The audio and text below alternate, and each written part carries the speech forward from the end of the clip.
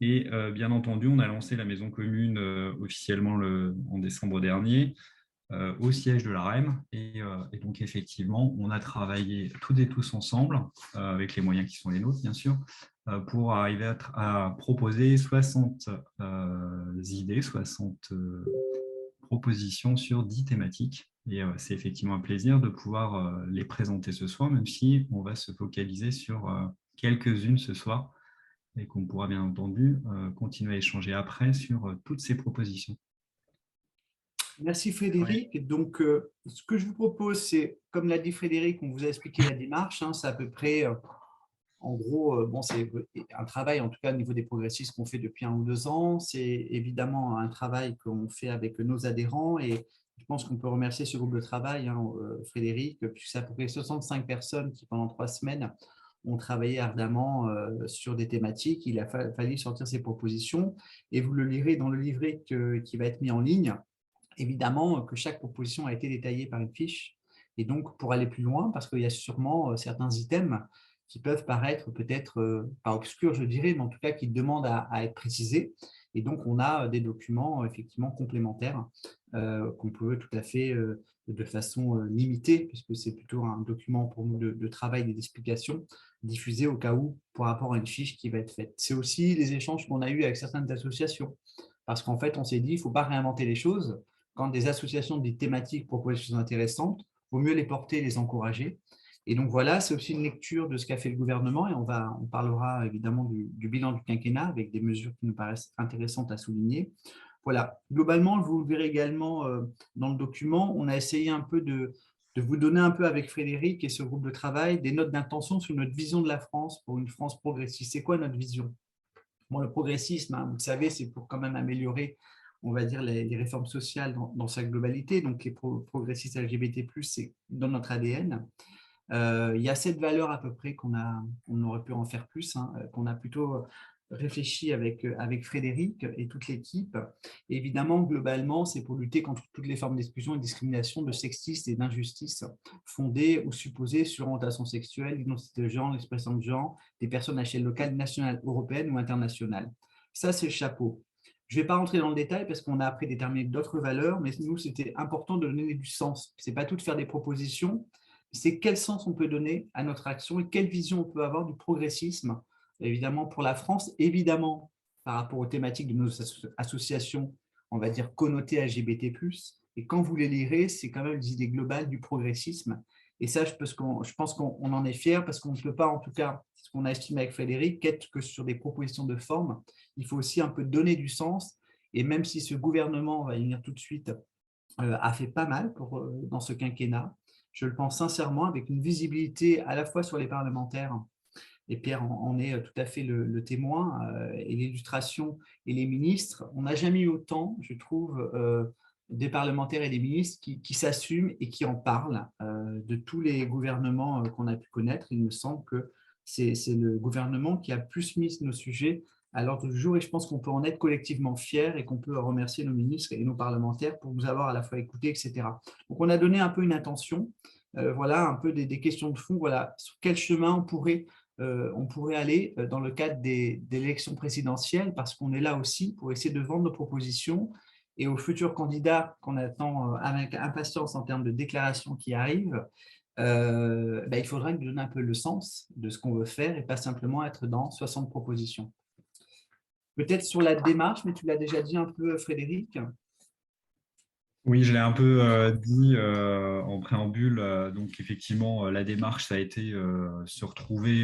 Donc, il y a un peu plus d'1 an maintenant qu'on a commencé à échanger ensemble sur le fond, en fait, plutôt que sur la forme, et essayer de déterminer de façon collective les points sur lesquels nous étions totalement en phase, les quelques sur lesquels potentiellement nous n'étions pas obligatoirement en phase, et arriver à mettre tout ceci noir sur blanc sur un beau document, parce il y a un très beau travail qui a été fait et je peux que remercier toute l'équipe qui a travaillé sur ce dossier jusqu'à maintenant. Et l'objectif maintenant, c'est effectivement en public de porter ces propositions, de les défendre, de les partager, comme on a pu déjà le faire en préambule et en avance de phase avec certains parlementaires, certains au sein des mouvements jeunes qui composent la majorité présidentielle, pour faire en sorte que, effectivement, ça ne reste pas que des intentions,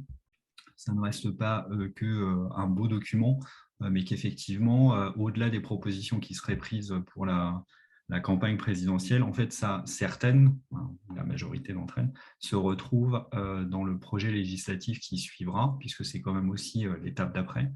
Une fois qu'on a gagné la présidentielle, il faut gagner les législatives pour porter son projet. Et il nous a paru aussi important de partager avec certains parlementaires ces propositions pour avoir leur retour, pour avoir leur avis sur ce que l'on pouvait faire et ce que l'on ne pouvait pas faire. Et en particulier, c'est la raison pour laquelle on a décidé dans cette démarche d'amener des propositions qui seraient dites incontournables, prioritaires, et puis d'autres sur lesquelles il nous semble qu'elles sont tout autant incontournables et prioritaires, mais que par contre, il y a un temps de débat, il y a un temps d'échange, il y a un temps de préparation qui doit être mené collectivement avec la société civile et avec la société parlementaire, la partie parlementaire, avant de dire nous sommes pour telle ou telle proposition. C'est la façon dont on l'a travaillé. Et encore une fois, je pense qu'on peut être fier du résultat de ce travail qu'on a fait collectivement en un temps record. Vraiment. Merci Frédéric. On va rapidement venir sur le temps du bilan du quinquennat pour l'LGBT+, dont on a à peu près honnêtement repéré entre à peu près 25 mesures. On a déjà rajouté une nouvelle là, sur l'adoption, là, qu'on a rajouté, évidemment thérapie de conversion. Dans la première mesure en fait, de bilan, on n'avait pas mis évidemment parce que ça arrivait là. Alors, ce qu'on vous propose, évidemment, on a un peu trop parlé avec Frédéric, hein, et voilà, on est plutôt des présidents participatifs et des présidents ne seraient rien sans un bureau, soit sans un conseil d'administration et sans en tout cas pour les progressistes délégués en région, et évidemment les adhérents et les adhérentes. Donc, on va laisser la parole évidemment à Clément Bascoub pour Centrigo, suivi de Jean-Michel. Et on a pris, alors je vous le dis, évidemment, on aurait pu en prendre d'autres.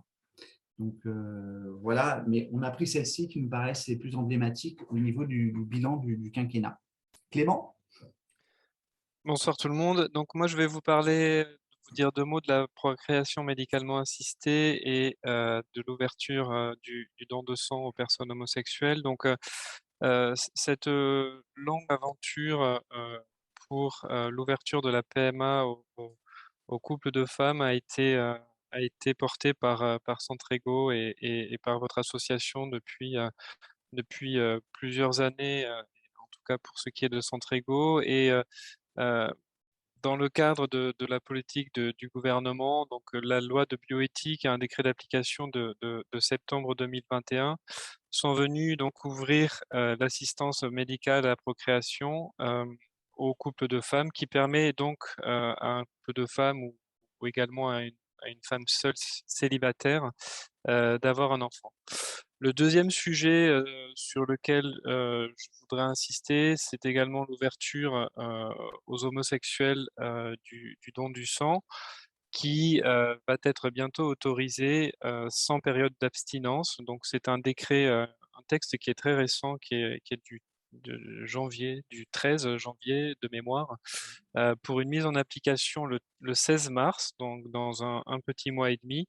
Et donc ce texte supprime toute référence au genre des partenaires sexuels dans le cadre de la sélection des candidats au don du sang. Donc c'est aussi un combat qui nous anime depuis de nombreuses années, qui a vu une fin heureuse dans le cadre du gouvernement, de ce gouvernement.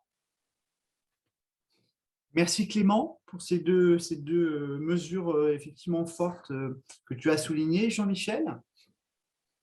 Oui, bonjour à toutes et tous. Moi, je vais souligner d'abord en premier ce qu'on appelle le plan France LGBT, qui a été présenté le 14 octobre 2020 par Elisabeth Moreno avec la DILCRA, Et c'est ce plan national d'action pour l'égalité contre la haine et les discriminations, donc 2020-2023, c'est 42 actions concrètes pour les droits des personnes LGBT+, pour la lutte contre les discriminations et pour l'amélioration de la vie quotidienne des personnes LGBT+. Et nombre de mesures qui sont sorties depuis étaient, je dirais, fléchées, prévues, en tout cas voulues dans le cadre de ce plan. Et voilà, ce plan a été reconnu même au niveau européen, puisqu'il nous a fait remonter dans les classements de l'ILGA à l'époque. Dans cette continuité, le 29 septembre 2021, donc c'est encore récent, le ministre Jean-Michel Blanquer a publié une circulaire pour une meilleure prise en compte des questions relatives à l'identité de genre en milieu scolaire. Ce qu'on appelle la circulaire trans, donc vise à créer un environnement garantissant aux élèves trans le droit à l'intégrité, au bien-être, à la santé et à la sécurité. C'est un premier pas qui devra être suivi évidemment et complété par la suite. Et puis, on en parlait tout à l'heure, grande avancée dans la lutte contre les discriminations. Le 25 janvier 2022, la proposition de loi portée, et je dois le dire avec courage et ténacité, par la députée Laurence Van Steenbroek pour faire interdire les thérapies de conversion en France a été définitivement adoptée. Et on remercie également l'appui d'Elisabeth Moreno qui a permis ce passage au Parlement. Et la loi vient d'être promulguée au journal officiel cette semaine, le 1er février. Donc, cette loi interdit les pratiques qui visent à modifier l'orientation sexuelle ou l'identité de genre et crée une infraction dans le code pénal. Voilà une belle avancée. Merci Jean-Michel. Alors, pardon, on n'a pas présenté Clément et Jean-Michel, mais ils sont tellement connus qu'on l'a oublié. Donc, pour ma part, Jean-Michel est le vice-président en charge des relations politiques de Progressistes LGBT+. Voilà, c'est un des membres fondateurs de notre association et merci d'être là. Il est également membre du Conseil national de Territoire de Progrès. Et on en est très fiers puisqu'il essaie effectivement à l'intérieur du CDP, on en parlera peut-être tout à l'heure, on verra dans les questions, d'animer certains débats, ce qui me semble tout à fait intéressant. Frédéric ? Et pour ma part, Clément fait partie de l'aventure des cofondateurs de Centrego depuis 2006.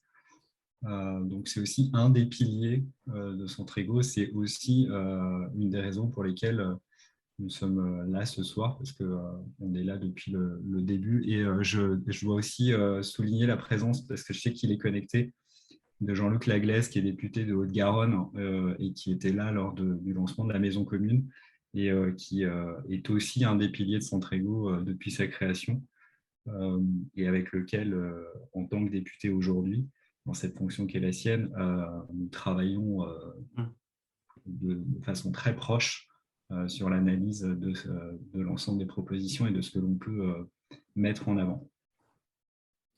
Merci Frédéric. Alors, on va rentrer dans le cœur du sujet sur nos propositions. Donc, comme on vous l'a dit, en dehors de la démarche, c'est qu'on a essayé d'avoir une vision à 360. Donc, nous avons pris 10 thématiques, la famille, l'Europe internationale, les identités de genre, la santé, éducation jeunesse, culture et sport, inclusion au travail, les seniors LGBT+, les travailleurs du sexe, travailleuses et les outre-mer. Il me paraît des sujets également importants à mettre en place. Alors, comme je vous l'ai dit, on a pris le parti de parler de certaines propositions et je vous le redis, toutes pour nous sont importantes. Tout dépend de où on se place, où on porte les thématiques. Mais en tout cas, on n'a pas souhaité mettre en avant spécifiquement une proposition et on va vous en présenter quand même ce soir quelques-unes, entre 6 et 7, on va dire. Et on va justement parler de la première proposition et je vais donner la parole à Frédéric, et on va dire une proposition, c'est la première d'ailleurs, qui est un peu générale. Tu peux nous en dire un peu plus, s'il te plaît ? Et merci Hervé. Effectivement, cette proposition, alors elle est effectivement numérotée numéro 1 et effectivement elle sort de toute thématique particulière parce qu'elle est effectivement transverse et elle se veut générique dans sa thématique, on va dire. Donc c'est pour ça qu'elle est mise en chapeau. L'idée dans cette proposition, c'est de permettre aux associations de lutte contre les LGBT-phobies, notamment en milieu scolaire, périscolaire, professionnel, culturel ou sportif, l'ensemble des moyens nécessaires pour intervenir de façon pérenne, régulière et considérable L'idée derrière, c'est on connaît tous et toute la problématique que rencontrent les associations de lutte contre les discriminations LGBT-phobes dans les moyens qui sont les leurs, en fait. La plupart de ces associations fonctionnent de façon bénévole. Et il arrive à un moment où la capacité à faire n'est plus là, puisqu'en fait, pour bien faire, il faut aussi être en capacité d'avoir des moyens, et que la façon dont aujourd'hui les associations fonctionnent ne permet pas de pérenniser, de voir sur un temps long. Donc l'idée derrière celle-ci, c'est effectivement de leur permettre d'avoir des contrats pluriannuels et de professionnaliser aussi à la fois leurs intervenants, leurs salariés et leur façon de travailler pour que ce pourquoi elles sont là, leur mission, soit faite et soit effectuée de la meilleure façon possible en ayant les moyens adéquats.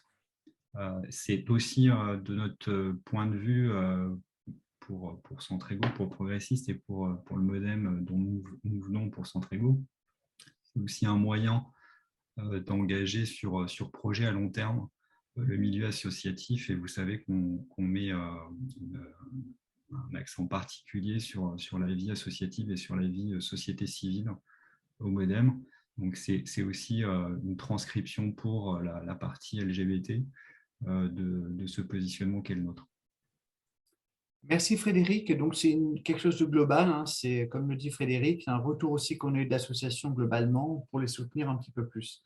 On va maintenant parler un peu plus de propositions entre guillemets un peu plus thématiques, parce que celle-là était un peu plus générale, et je vais donner la parole à Daphné qui est connectée. Merci Daphné, et qui a dans la réflexion sur le projet a travaillé sur la question des identités de genre. Et donc Daphné, peux-tu nous présenter justement ta proposition, voilà, et on t'écoute. Oui, bonsoir à tous. Donc, on constate effectivement un manque de visibilité des personnes transgenres, intersexuées ou non-binaires, et une incompréhension des Français sur le sujet. Du coup, il est urgent pour nous d'améliorer la visibilité sociétale et politique afin de lutter contre les LGBT-phobies. Donc, une des propositions qu'on avait envie de mettre en avant ce soir, c'est donc de sensibiliser et de former les agents du service public ainsi que l'ensemble du personnel des établissements scolaires et périscolaires aux questions liées aux identités de genre et de transidentité. Voilà, donc ça concernait effectivement aussi les formations pour qu'elles soient réalisées par des associations, par des personnes concernées. Et ça englobe aussi le fait qu'il faudrait actualiser les modules de formation en médecine générale, par exemple, sur la transidentité afin de garantir une réponse adaptée et de faciliter leur parcours de transition.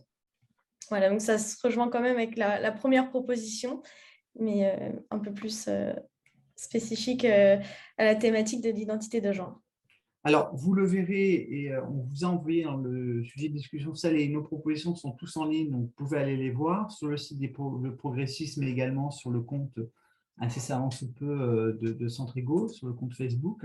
Voilà, c'est quelque chose qui est important. Je tiens également à saluer, parce que je sais qu'on a sûrement des jeunes avec Macron qui sont connectés, qui ont sorti leurs propositions lundi, qui parlent dans leurs propositions de l'identité de genre et des personnes trans.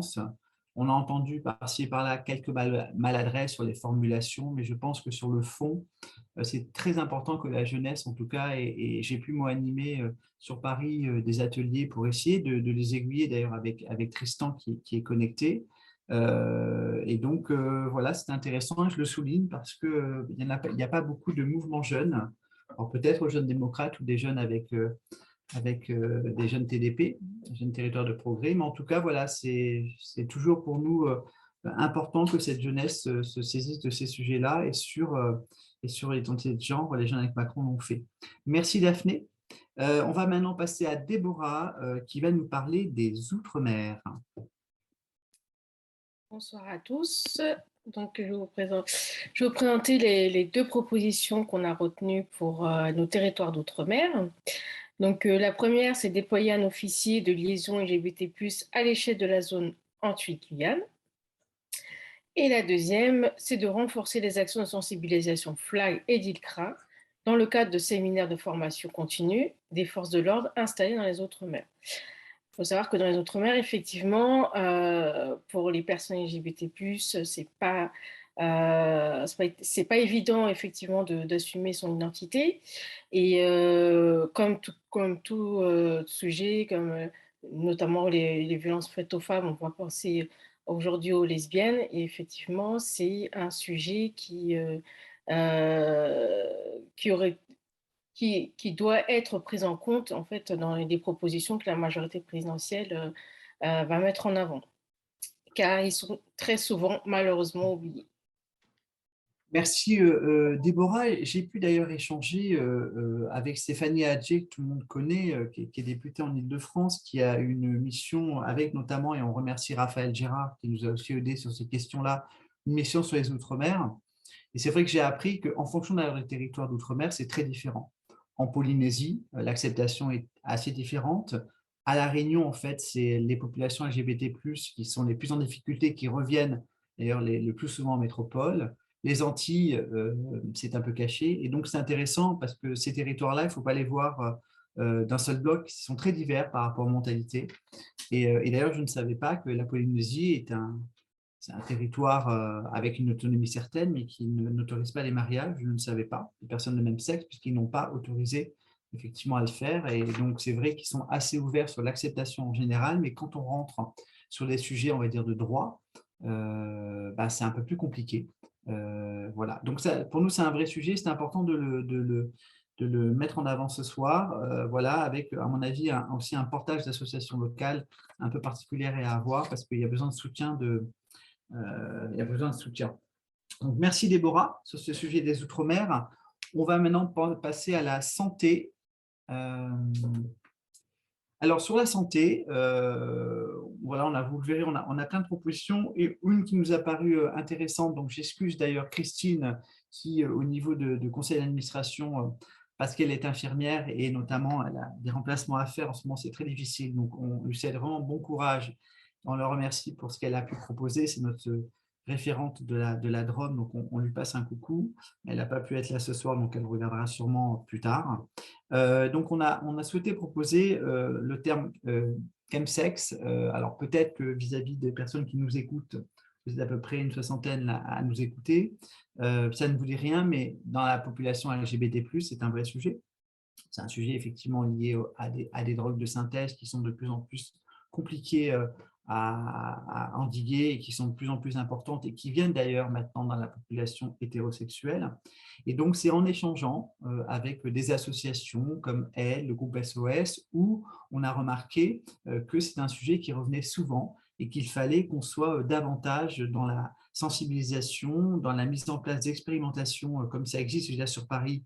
Et comme je dis, Paris n'est pas la France. La majorité des Françaises et des Français habitent dans les territoires ruraux, 80% d'ailleurs de la population.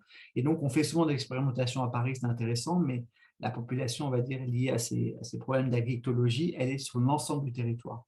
Et donc, nous, on a un message à faire passer sur cette proposition-là. Il faut davantage créer des lieux par rapport à ces thématiques-là, qu'on peut tout à fait croiser avec d'autres problématiques liées au VIH ou autres, et ne pas aussi le cantonner à la population LGBT+. Vous le verrez, il y a certains sujets qui ne touchent pas que les LGBT+. Quand on parle de filiation, par exemple, ça touche l'ensemble de la population. Quand on parle de la GPA, ça touche à 65% des hétérosexuels. Ce n'est pas essentiellement la population LGBT+. Et donc, voilà, on pense qu'il y a besoin de communiquer, il y a besoin d'accompagner et qu'il ne faut pas simplement être dans l'expérimentation, il faut vraiment que ce soit des lieux qui soient pérennes et qui puissent être importants à mettre en place sur l'ensemble du territoire. C'est aussi un message qu'on porte et qu'on véhicule, comme la première proposition qu'a proposée Frédéric. Celle-ci également est beaucoup portée par les actions dites de santé et de prévention. Voilà, on va maintenant écouter Audrey. Merci Audrey qui, dans le groupe de travail, a porté, là, je vais prendre un coup de jeu, le thème de l'éducation et de la jeunesse. Pas parce qu'elle est jeune, hein, mais parce que c'est un sujet qui lui plaît bien. Et donc, il va nous parler justement d'une proposition qu'en tout cas, moi, je trouve assez innovante. Bonjour à tous, merci. Alors, notre proposition avec la team jeunesse, c'est moderniser et géolocaliser les distributeurs de préservatifs et les lieux de dépistage du VIH. En fait, si vous voulez, il y a plein d'applications sur les réseaux ou autres, et on n'arrive pas vraiment à savoir quelle est la mieux ou quelle est la plus réussie. Et en gros, nous, on aimerait que le ministère de la Santé mette en place dans l'application Amélie, tout le monde a un compte Amélie. Et donc, si vous voulez que vraiment, à partir de où on se situe, qu'on ait une géolocalisation des lieux de dépistage et des distributeurs actifs. Et en plus de ça, on aimerait qu'en plus de connaître la géolocalisation des lieux de dépistage, il y a aussi les lieux où passent les caravanes ou les bus des associations. Et ça serait plus pour les milieux ruraux, un petit peu plus pratique pour eux. Et parallèlement, c'est pour aider les jeunes, évidemment, mais toutes les générations, on ne va pas faire de la discrimination, mais aussi moderniser les distributeurs. C'est-à-dire qu'on n'a que des monnayeurs. Et on aimerait bien, avec le ministère de la Santé, en lien bien évidemment avec eux, que pendant 2 ans, il y ait une campagne pour moderniser les distributeurs de monnayeurs et qu'il y ait, par exemple, avec carte bleue ou autre, avec notre téléphone ou notre montre. Voilà notre proposition pour la team jeunesse. Merci Audrey, bravo pour les propositions que tu as faites. Vous en verrez, il y en a d'autres. Et donc, évidemment, on va développer tout ça. Et je vous le redis, on est aussi en relation avec les mouvements de nos familles politiques, à la fois les jeunes avec Macron, les jeunes démocrates et les jeunes de Territoire de Progrès. Et donc pour nous, voilà, c'est aussi important de porter ces questions-là et de parler d'éducation et de jeunesse en général. Merci Audrey. Je donne maintenant la parole à Frédéric. Alors, en fait, ce n'est pas Frédéric, c'est Clément. Non, mais je sais, mais comme c'est toi qui fais les transitions, si tu veux, je passe les paroles. Mais voilà. Ah, c'est Clément qui, d'accord. Oui, c'est Clément qui a effectivement porté une des propositions sur la famille. Famille qui est un sujet très important pour les personnes LGBT et pour toutes les familles homoparentales. Donc, à toi, Clément.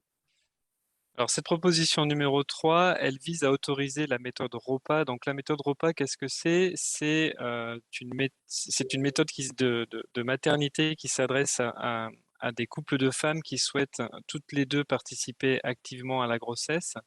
Donc, très concrètement, une des deux femmes va se soumettre à une stimulation ovarienne et l'autre va recevoir l'embryon et porter la grossesse à terme. Grâce à cette méthode, les deux femmes sont mères. L'une est considérée comme la mère biologique et l'autre est en charge de la gestation.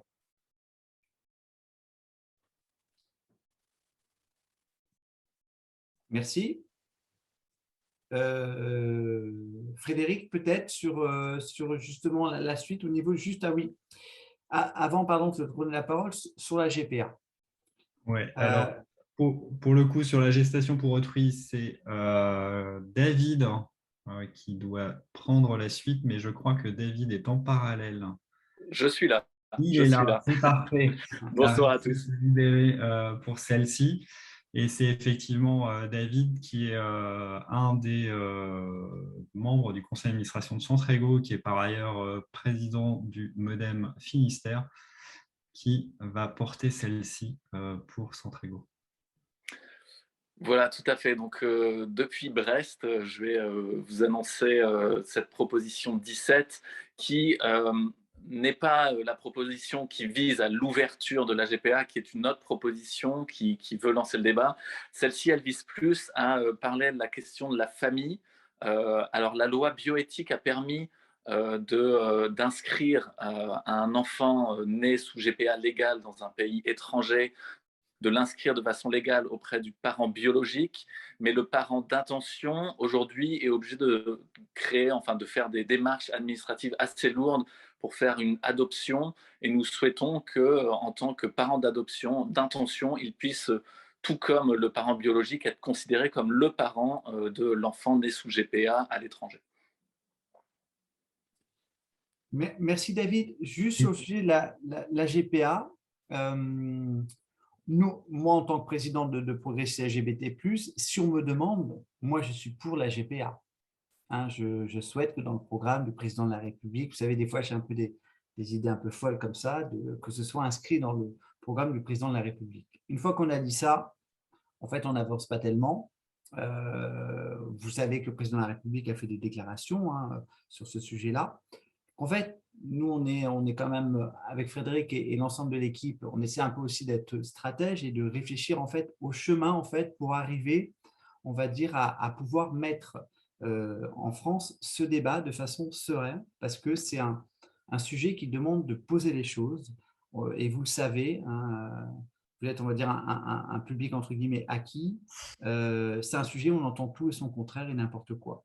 Et je remercie là Alexandre qui est là, qui a porté la cause GPA et qui, dans effectivement les réflexions qu'on peut avoir et les échanges, on a encore il n'y a pas très longtemps, Pierre était là, essayer d'expliquer ce que c'était la GPA de façon modeste, il faut être humble sur ces sujets-là, et expliquer un peu justement ce qui pourrait être intéressant pour ouvrir un débat. Donc, dans nos propositions, nous ne disons pas explicitement que nous voulons l'inscription de la GPA dans le programme.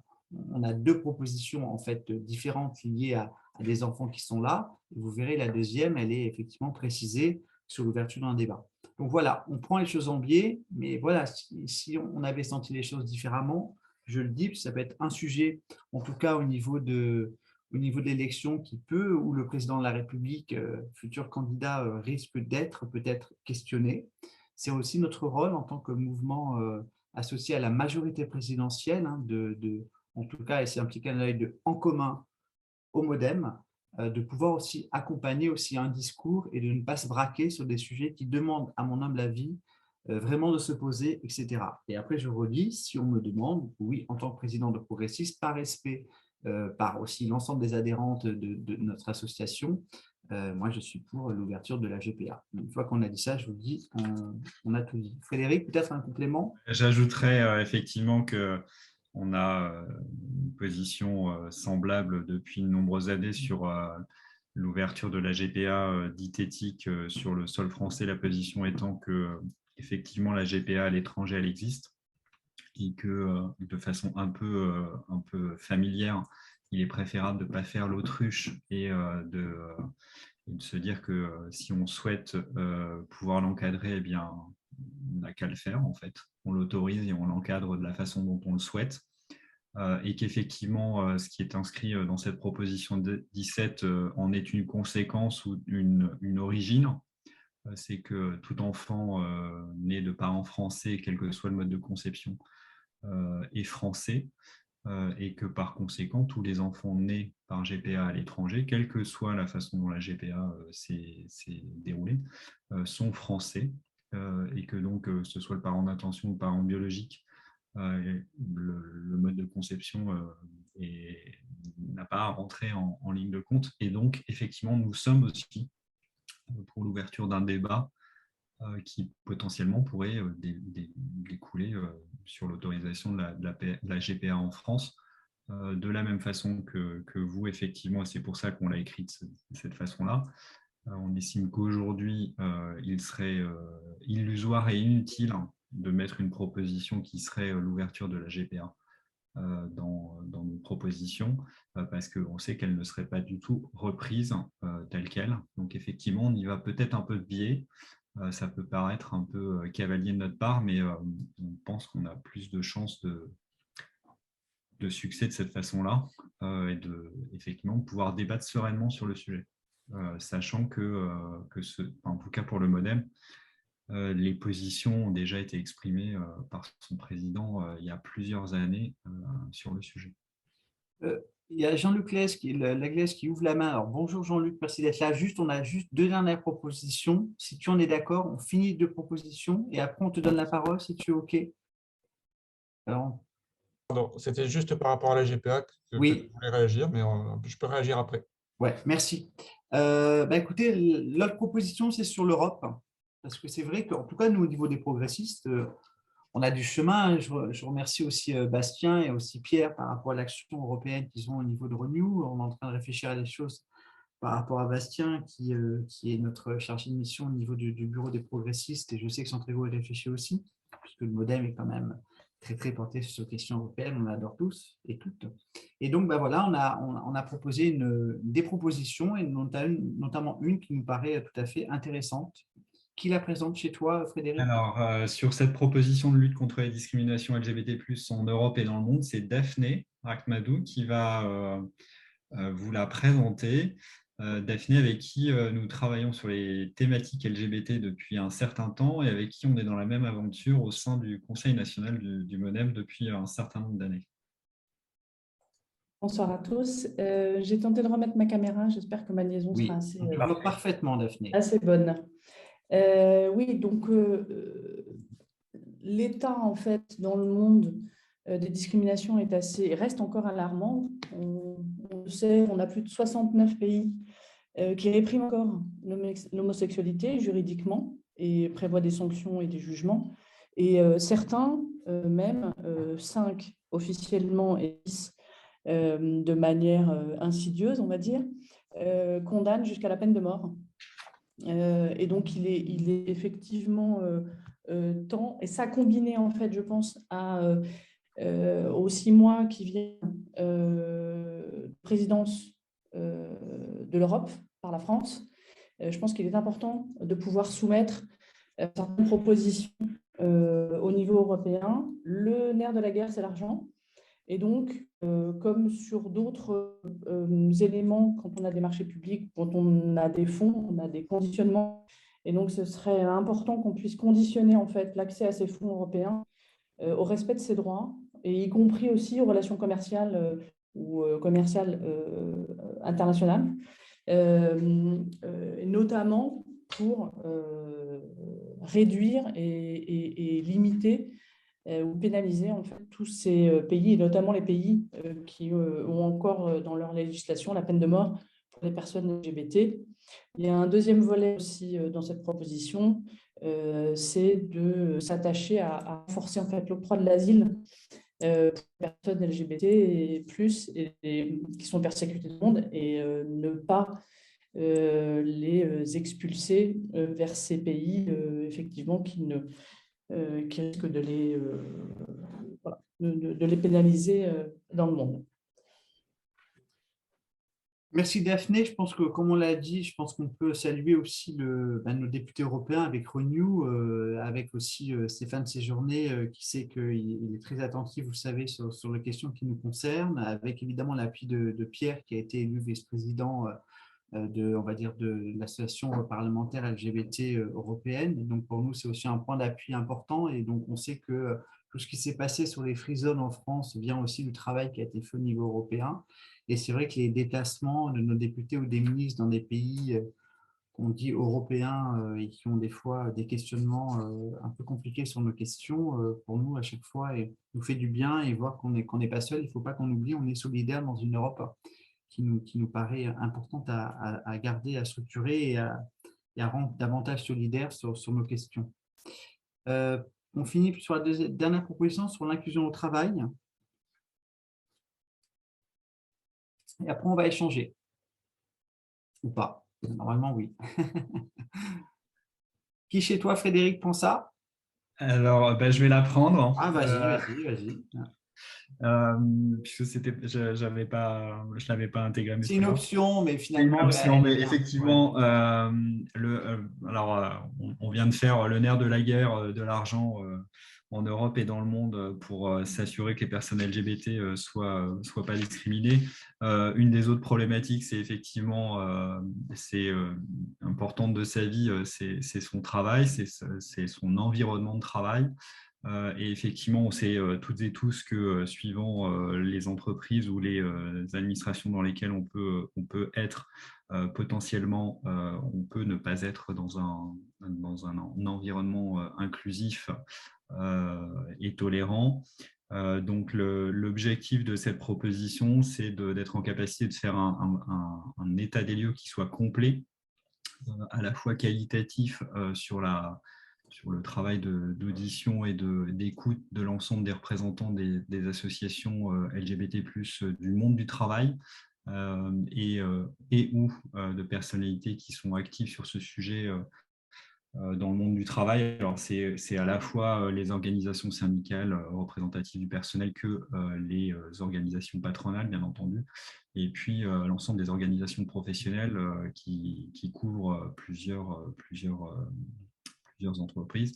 Et puis le volet quantitatif, avec de grandes enquêtes sur l'inclusion des personnes LGBT+, dans le monde du travail, en sachant qu'il y a déjà effectivement des choses qui se passent. Je pense au baromètre qui est travaillé par… L'autre cercle? Alors, l'autre cercle, effectivement, il y a celui de l'autre cercle qui est en cours ou qui va bientôt s'ouvrir. Il y a celui qui est effectivement mené par le ministère de l'égalité femmes-hommes et de la lutte contre les discriminations, Oui. avec, je suis en train de chercher le nom, le Boston Consulting Group. Voilà. Donc, il y a plusieurs enquêtes qui existent. Cependant, l'idée, ce serait d'avoir effectivement un panel et un nombre de personnes qui répondent le plus large possible. Je pense aussi que sur cette proposition, un des objectifs, c'est d'aller au-delà de la population et des personnes LGBT+, c'est-à-dire des personnes concernées, puisqu'un des biais des enquêtes qui peuvent avoir lieu, c'est que vous n'êtes pas LGBT+, vous ne vous sentez pas concerné par l'enquête, et donc vous ne répondez pas. Alors que tout l'objectif, c'est aussi de savoir comment les personnes qui ne sont pas LGBT+, analysent cette inclusion des personnes LGBT+, au travail. Et on sait tous qu'un environnement inclusif, un environnement respectueux des diversités, et notamment des diversités des personnes LGBT+, est un environnement qui permet un travail productif, pour le faire assez simple. Plus on se sent bien au travail, mieux on travaille. Merci Frédéric. Je ne peux pas le dire autrement parce que je suis complètement convaincu sur la thématique et il faut que chacun se sente le mieux possible au travail, sans aucune réserve, sans aucune problématique sur le fait d'être LGBT+, tout simplement. En complément sur ce que dit Frédéric, ce qu'il a un peu dit par rapport à l'autre cercle que tout le monde connaît bien, je pense que bon là, je sais qu'il y a 2-3 personnes qui sont inscrites de l'autre cercle. Merci en tout cas pour ce que vous faites. Je pense que le baromètre qui est fait sur effectivement le bien-être des LGBT+, dans les entreprises est intéressant et c'est vrai qu'il faudrait le généraliser. Vous verrez dans nos propositions, on parle aussi d'index de la diversité, comme il existe des index liés au salaire, on va dire, des femmes, etc. Donc, il y a des choses à refaire, etc. Et pour nous, ce sujet est important. Voilà, bon, donc, pour terminer, c'est une des propositions, etc. Évidemment, on n'oublie pas les personnes qui sont… on n'a pas les identités de genre, on n'oublie pas les questions de culture, les questions de sport qui sont également importantes pour nous. On n'oublie pas les questions des seniors LGBT+, hein, on l'a mis, pour nous c'est important. Les travailleurs et les travailleuses du sexe, c'est également important pour nous de les protéger et de ne pas faire comme s'ils n'existaient pas. Ils sont là, et donc ils sont là, donc il faut pouvoir les accompagner au mieux par rapport à des dispositifs de santé, etc., sans rentrer dans un débat. C'est bien ou pas bien. Hein. On voit que ces débats-là, nous, ce n'est pas notre souci. Notre souci, c'est qu'actuellement, il y a des personnes qui sont en difficulté et fragiles, donc il faut les accompagner. Il ne faut pas les stigmatiser. Voilà, et on ne rentre pas, vous le verrez dans les propositions, dans un débat, parce que sinon, c'est comme peut-être sur un débat futur sur la GPA, ce serait aussi intéressant peut-être sur ce sujet-là de rouvrir cette question-là. Voilà. Donc, il y a un panel de sujets, vous avez maintenant nos propositions. On va maintenant pouvoir donner enfin la parole à Jean-Luc. En tout cas, merci puisqu'on t'avait rencontré et tu nous as fait le plaisir et l'amitié d'être là quand on était à La République En Marche le 14 décembre pour le lancement de la maison commune. Et donc, merci encore d'être là. Avec plaisir, merci de m'avoir invité. En plus, c'est un moment où je suis particulièrement heureux puisque notamment la lutte pour le don du sang par les homosexuels est une lutte que je poursuis depuis le début de cette législature. J'ai particulièrement été lourdingue avec Agnès Buzyn, à la fois par des questions dans l'hémicycle à l'oral et des questions écrites, et ensuite avec Olivier Véran, je ne les ai pas lâchés. Et effectivement, le fait que les homosexuels puissent donner leur sang, parce que pour moi, 4 mois d'abstinence, c'est donc une interdiction déguisée, puissent donner leur sang à partir du 16 mars, me procure une très grande joie, une très grande fierté pour nous et pour tous les combats qu'on a pu mener. Je voudrais revenir sur la GPA, d'autant plus que j'ai beaucoup avancé sur ce sujet, puisque je n'avais pas d'opinion. Et puis j'ai une opinion qui est de plus en plus positive. Et je me dis que si l'on n'en parle pas plus que ça, ou en tout cas si on n'est pas un peu plus incisif que ça dans nos propositions, rien ne se fera. Voilà. Les débats parlementaires ne seront pas calmes. Que ce soit les LR ou d'autres personnes, ce ne sont pas des gens calmes, ce ne sont pas des gens qui ont envie que notre société avance. Ce sont donc des conservateurs, c'est-à-dire l'opposé des progressistes. Mais des conservateurs, il y a des choses qui sont à conserver, bien évidemment, mais il y a des choses sur lesquelles on doit évoluer. Donc, moi, ce que je proposerais de proposer à notre candidat, ça serait d'instaurer effectivement un débat au Parlement et auprès des Français, peut-être du type du débat qui avait été lancé après les Gilets jaunes. Il pourrait y avoir dans chaque département en France des rencontres avec des habitants et des parlementaires, députés, sénateurs qui ne s'entendent pas, pour échanger sur le sujet. Et puis que dans le courant du quinquennat, il y ait la prise à témoin des Français et un référendum sur le sujet. Voilà. Et au moins que ça soit tranché. Parce que sinon, ça ne sera pas tranché et ça va être un sujet systématique d'agression des Républicains contre nos candidats, contre notre candidat d'abord et nos candidats après. Parce qu'ils vont se dire, si la majorité redevient majoritaire, de toute façon, ils vont le faire passer. Et donc, ça sera une opposition de principe.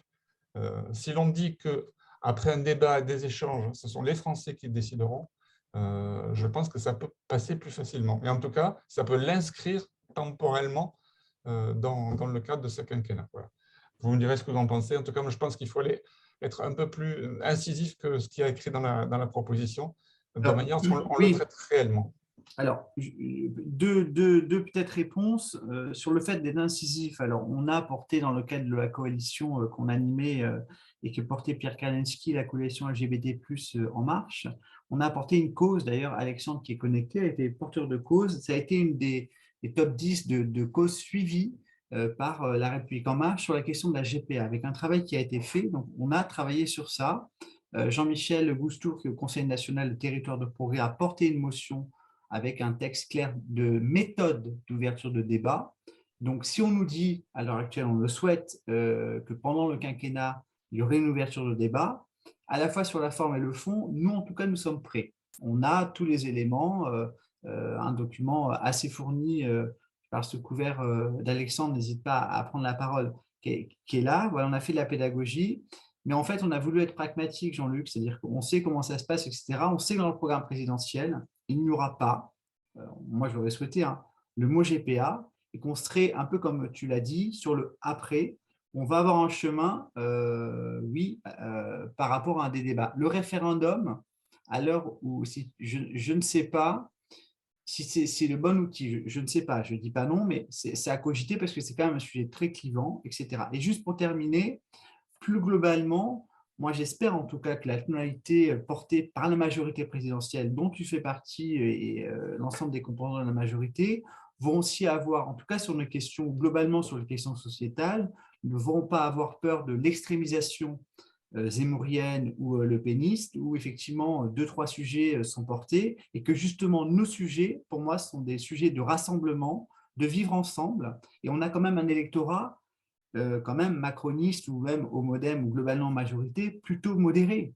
Et donc, je pense qu'il ne faut pas avoir honte, en tout cas, nous, c'est ce que nous souhaitons, on va avec Frédéric et avec l'ensemble de nos équipes, aller dès demain commencer à prendre un rendez-vous avec l'aide de Pierre et tous ceux qui voudront bien nous aider pour porter les messages. Et ça va être un sujet, pour moi, qui n'est, sur nos sujets globalement, non clivant, au contraire, un sujet, en fait, qui nous ressemble, parce qu'on est quand même dans une majorité, regardez le bilan du quinquennat qu'on a fait rapidement, plutôt progressiste, et donc il faut l'assumer, plutôt que de dire oui, attention, parce que quand même les Français se durcissent. On a un électorat, moi je vois sur le terrain, j'habite dans le 92, on nous demande quand même d'avoir des progrès un peu sociétaux, et il ne faut pas les balayer pour moi d'un revers de la main en disant attention, on ne peut pas, etc. Donc on va essayer de le faire en sorte, de porter ça, et Et en tout cas, ce qui m'intéresse peut-être, c'est, si je peux me permettre, comment tu as un peu changé, tu dis tu as évolué sur tes questions, tu as rencontré, je ne sais pas, des femmes porteuses, comment as-tu cheminé en fait? Grâce à Frédéric, je suppose aussi, mais… Grâce à la rencontre de personnes qui sont parents, tout D'accord. simplement, et en écoutant leur expérience. Et d'ailleurs, en écoutant leur expérience, je me suis dit qu'on le présentait très, très mal, notre GPA. Et ce qu'il faut dire aujourd'hui, c'est qu'il faut ouvrir la GPA à toutes les couches de la société et pas uniquement aux couples de garçons les plus riches de France. Oui. Parce que si tu n'as pas 120 000 euros, tu n'as pas de gamin. Tout à fait. Voilà, c'est tout. Donc, mais bon, en général, tu as moins 50%. Oui, une GPA. Tu as moins 50% sur le deuxième, hein, donc je rigole. Mais… si tu as des jumeaux, effectivement, c'est un peu moins cher. mais tu as raison, elle est effectivement dans une catégorie, c'est réservé à une catégorie. D'ailleurs, la proposition qu'a faite Alexandre avec son groupe de travail, ils ont pas mal bossé, c'était une GPA, ce qu'on appelle à la française, et éthique. Il y a à la fois le coût, il y a le rapport qu'a effectivement la femme porteuse ou la donneuse de vue sur le rapport du don qu'elles font. Et je pense, sérieusement, et on pense en tout cas à ce qu'a proposé Alexandre, c'est que la GPA qu'on pourrait proposer même en termes de débat, c'est une GPA à la française qui nous ressemble. Ça ne sera pas une GPA comme aux States, ça ne sera pas une GPA comme au Canada. Elle nous ressemblera parce qu'on est, voilà, on est un peuple particulier et donc il faut que ça nous ressemble. On aime bien un peu être comme ça, un peu à part. Et donc, c'est un peu le chemin vertueux qu'a pris Alexandre avec son groupe sur la coche GPA. Et en tout cas, nous, on est prêts. Donc, si on nous dit, bon, au niveau des présidentielles, mais dès juillet 2022, allez, montez-nous un débat dans lequel la maison commune LGBT+, ben, on y va. Et en tout cas, on a à la fois la forme, parce que je pense qu'on pourra le faire si notre ADN politique des petits pas, on essaie de respecter la parole de tout le monde. Il ne faut pas être sur ces schémas-là, il ne faut pas être sur des positions extrémistes parce que ça ne marche pas. Il faut plutôt rassembler et expliquer de la pédagogie et on pourra vous accompagner avec des outils, des éléments de langage, comme on l'a fait d'ailleurs sur le sujet de la PMA, même si elle n'est pas allée jusqu'au bout, vous le savez, mais comme on dit, le combat n'est pas terminé. Je rajouterai, parce que je partage bien entendu ce que Hervé vient d'indiquer, et sur la façon dont on a positionné ce débat-là, cette proposition-là d'ouverture de débat pour une GPA à la française. Je partage aussi complètement ce que tu dis, Jean-Luc. Si on le met pas sur la table de la façon dont on a souhaité le mettre, on n'aura jamais de débat sur la GPA et on pourra se revoir dans 5 ans en se disant finalement on n'a pas avancé. Ce qui me semble important, c'est que en l'écrivant et en le proposant de cette façon-là, on est de toute façon en train de mettre un marqueur différenciant par rapport à une autre partie de l'échiquier politique qui est à droite, voire à l'extrême droite, suivant avec qui elle s'acoquine, et qui, pour le coup, n'a jamais fait mystère de son opposition complète à la GPA, en utilisant l'idée qu'il n'y aurait que de la GPA avec marchandisation du corps humain de la femme. Et comme tu le dis, en fait, quand tu rencontres des couples qui ont eu recours à la GPA, quand tu rencontres effectivement les donneuses de gamètes ou quand tu rencontres des femmes porteuses, l'histoire elle peut être différente. Et effectivement, je pense qu'aujourd'hui, ce qui est important, c'est de se permettre, s'autoriser, et donc ne pas s'interdire d'ouvrir le débat pour une GPA à la française, dans les conditions que l'on souhaite. Et comme je ne sais plus qui le rappelait dans la boucle, la plupart des GPA à travers le monde, en fait, c'est des GPA pour des couples hétérosexuels. Et je prendrai un dernier exemple parce que ça avait un peu défrayé la chronique pendant les vacances d'été. La ministre israélienne de la Défense, de mémoire, il n'y a pas pendant l'été, est allée aux États-Unis pour finaliser une GPA à laquelle elle avait eu un recours pour la naissance de son enfant. Donc, à travers le monde, en fait, la problématique couple homo, c'est un épiphénomène. Simplement, effectivement, c'est cet épiphénomène qu'on met en avant tout le temps pour dire on n'aura pas de GPA en France. Et en fait, de notre côté, ce que l'on se dit, c'est qu'il faut s'autoriser et il faut lancer ce débat. Mais aujourd'hui, on sait très bien que Emmanuel Macron, si c'est le candidat de la majorité présidentielle, ne le mettra pas dans le programme de la présidentielle. Mais par contre, il ne faut pas que dans ce programme de la présidentielle, on interdise d'ouvrir ce débat. Après, juste sur les chiffres, on dit effectivement 65% de la GPA, c'est pour les couples hétérosexuels, c'est les chiffres au niveau mondial en général. En France, quand même, la proportion est un peu différente. Il y a beaucoup quand même de garçons. Donc voilà, et c'est vrai que, en fait, c'est quand même ça fait partie en fait un peu des combats historiques quand même de l'écosystème LGBT+. Donc c'est quelque chose qui est quand même plus porté. Donc c'est vrai que dans le monde, c'est plutôt réservé quand même à plus de 2/3 aux hétérosexuels. Mais c'est vrai qu'en France, c'est beaucoup porté par la communauté. Ça, c'est parce que j'avais donné ce chiffre-là à quelqu'un et on a retorqué ça, ce qui n'est pas faux. Ok. Quelle heure est-il? On est pas mal quand même. Donc, est-ce qu'il y a d'autres questions? Je regarde. On peut passer aux magnifiques photos des deux présidents du dernier slide. J'aimerais juste aborder un autre sujet. Oui, bien sûr.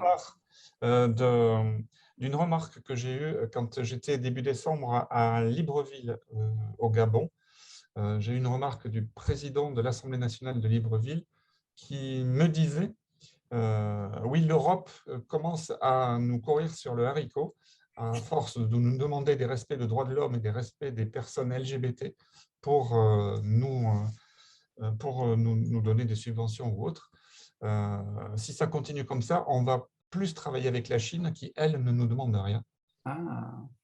C'est une remarque que j'ai eue assez souvent. Donc, je bouge quand même pas mal, beaucoup, puisque je suis membre de plusieurs groupes d'amitié. Et donc, voilà, à peu près. Et justement, je pense que Jean-Luc, on a la chance d'avoir Pierre Kalinski quand même, qui est, à mon avis, pas mal calé sur on le va sujet. pouvoir échanger avec Pierre. En tout cas, moi, ce que je vois sur le terrain d'un certain nombre de pays qui ne sont pas… Bon, ils ne sont pas condamnés à mort au Gabon, mais sur un certain nombre de pays qui ne sont pas, notamment en Afrique, qui ne sont pas très fanas de l'ouverture des droits LGBT, un risque d'influence complémentaire de la Chine, ce qui ne ferait pas nos affaires, et un risque d'influence complémentaire de la Russie via les militaires de chez Wagner, ce qui ne ferait pas du tout les affaires de la France, puisque la France a quand même pas mal de bases en Afrique de l'Ouest. Et donc, je ne sais pas comment traiter la question, hein. Je n'ai pas la réponse. Mais en tout cas, ne soyons pas angéliques en disant que si l'Europe menace d'arrêter de financer ces pays, on va rendre ces pays vertueux vis-à-vis des LGBT. Je pense que c'est faux, il faudra trouver d'autres moyens de coercition. C'était juste ce que je voulais apporter au débat. Peut-être Pierre, peut-être une réponse rapide? Oui, alors c'est toujours un argument qui est presque un argument en forme de chantage de la part d'un certain nombre de gouvernements. Malgré tout, il peut faire avancer parfois la question. Ce sur quoi on est en train de travailler au niveau européen, parce qu'il y a toujours la question de la conditionnalité de l'aide au développement. Doit-on conditionner l'aide au développement, c'est-à-dire l'aide qui permet aux gens de sortir d'une certaine forme de misère économique vers du développement, c'est-à-dire des emplois durables, la capacité à développer par eux-mêmes leur économie. Ça, c'est déjà une question. Ce sur quoi on est en train de travailler concrètement, c'est notamment le fait de chanter les gouvernements dans la distribution des aides que nous apportons. Et ça, on le fait très concrètement, notamment avec la Turquie. Aujourd'hui, plus aucune aide ne passe par le gouvernement turc concrètement sur le terrain. Ça va directement aux associations, aux organismes qui sont intéressés par les sujets sur lesquels on les abonde. Donc, c'est vraiment une question qui est fondamentale et sur laquelle nous travaillons. Je voudrais juste ajouter, puisque j'ai la parole, j'abuse un peu, Hervé, je voulais juste vous faire remarquer qu'il y a 5 ans, si vous reprenez le programme d'Emmanuel Macron, il n'y avait pas de page ou d'onglet LGBT, si vous allez sur son programme.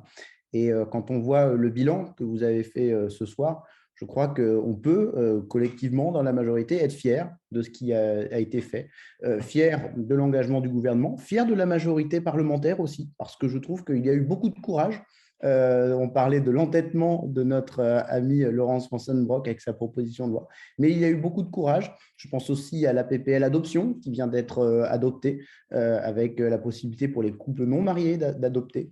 Et donc, tout ça a montré une majorité mobilisée. Et je me dis que c'est plutôt de bon augure pour le programme que nous allons travailler pour cette élection présidentielle 2022. En tout cas, merci, 1000 fois merci pour ce travail tout à fait impressionnant qui a été fait. Merci Pierre et merci pour tout ce que tu fais. On sait que tu as un soutien important pour nous à la fois sur le territoire et au niveau de l'Europe. Tout le monde le sait. Encore merci.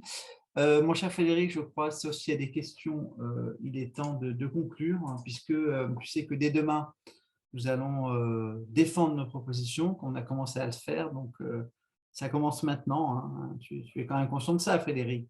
Voilà, le travail commence maintenant. Comme le dit Hervé, une page se tourne, une autre s'ouvre et une nouvelle aventure, l'aventure continue avec d'autres actions, celle de dissémination et de partage, celle de défendre nos propositions au sein des équipes de la campagne présidentielle qui est en train de se construire et de se constituer. Et effectivement, comme le disait Pierre, de faire en sorte que, au-delà du bilan qui est très positif pour cette mandature qui se clôture, effectivement, il y ait un certain nombre d'items que nous défendons dans la page LGBT du programme que nous espérons qu'Emmanuel Macron portera.